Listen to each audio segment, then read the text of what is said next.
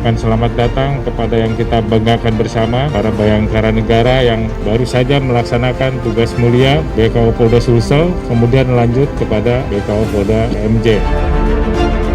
Saya selaku Kapolda sangat bangga.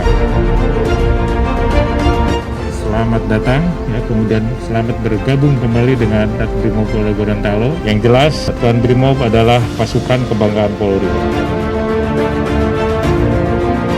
Kita harus selalu siap sedia menghadapi situasi yang terburuk, ya, dalam kondisi apapun.